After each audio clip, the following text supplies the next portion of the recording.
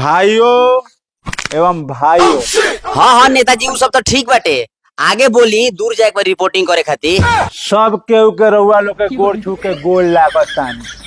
हाँ हाँ खुश रहो, आगे बोलो। जब से हमार सरकार आयल बिया विकास के धारा ही धारा बहता। हर एक गांव में रोड, हर एक गली में नाला, हर एक घर में बिजली, हर एक घर में नल बैठौले दिया। बाग नेताजी हर एक घर में तो नल बैठवा दिल बानी मगर उमें जल कहाँ होता। अच्छा ठीक बा, नल बैठल बा तो मैं जलो आई, बाकी सब रोड सब ठीक बानू।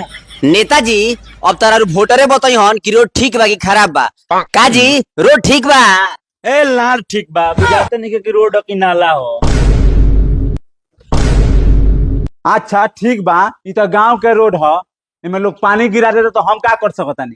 जाकर रउआ लोग हाईवे देखी लो। हाईवे का लार देखी सन, रोज 2-4 गो एक्सीडेंट क के मुहते बारसन। रे सरवा, ओकर जिम्मेवार हम बानी। बिजली उजली सब ठीक रहता नु? ये लार ठीक रहता है, 50 गो कौवा झुंड में मुंह 10 लाइने कट जाता।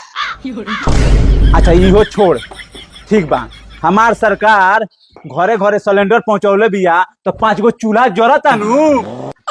हाँ नेता सौरव, जब से तहर सरकार हमने के गैस दिले बिया तो मेहरारू कहती है जे हम गैसे पे खाना बनाए। ए पहले तो हमने के मंगनिए में खाना बन जाता लावना लकड़ी पर।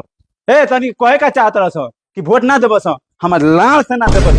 हम अपने खाए पिए लायक कमा लेले बानी, तनी के सरवा अपना बारे में सोचा।